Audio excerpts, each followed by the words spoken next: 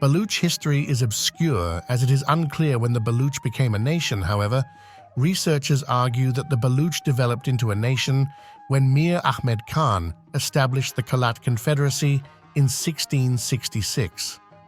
The Kalat Confederacy was initially weak and was confined to the areas of Sarawak and Jalawan. Balochistan during this time was divided into multiple tribal and dynastic fractions. It is important to note that the two most important and notable Baluch tribes, that is, Mari and Bugti, were not part of the Kalat Confederacy. The Kalat Confederacy saw a progressed and strong institutionalized central power and authority during the reign of Mir Nasir Khan Nuri Woy, 1749-1817. This is why historians give Nuri I the credit for uniting the dispersed Baluch tribes under the Kalat Kingdom.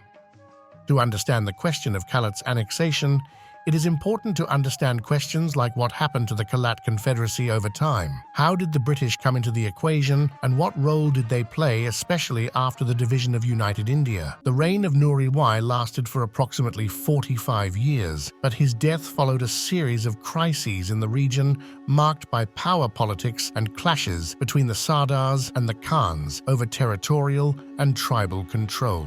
By the 1830s, Khan's men had already killed notable Sardars, which resulted in a revolt in most parts of Sarawak. While fighting amongst each other for power and the throne, the Baluch leaders forgot to consider the imperial power struggle between the Russian Tsar and the British Crown, which cost them a lot, as the Baluch land became the stage where great powers played their rivalries. Therefore, it would not be wrong to say that the internal disputes in Kalat and international politics paved way for the British to step into this region.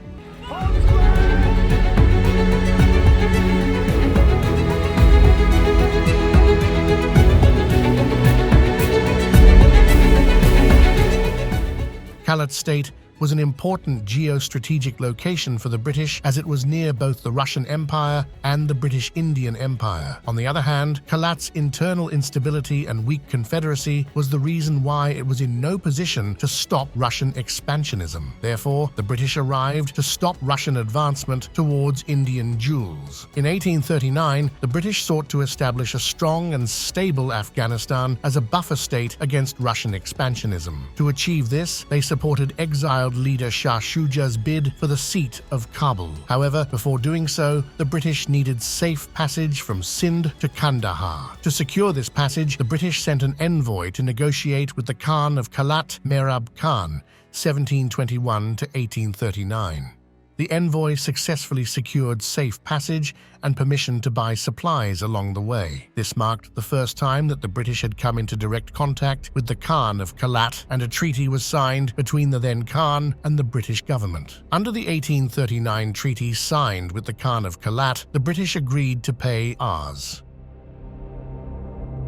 from the company's fund for as long as their army stayed in Kalat territory. The Khan was bound to provide supplies, carriage, and guards for the British forces traveling from Sindh to Quetta. The British pursued different policies towards Kalat at different times. During the closed border policy period, 1854 to 1872, the British aimed to maintain peace around the Kalat Confederacy and gain the Khan's allegiance. To achieve this, they signed two treaties with the Khan of Kalat, the Treaty of 1841 and 1854. Under the Treaty of 1841, Mir Nasir Khan II pledged loyalty and submission to both the British government and His Majesty Shah Shuja al-Mulk of Afghanistan, and acknowledged himself as the vassal of the King of Kabul.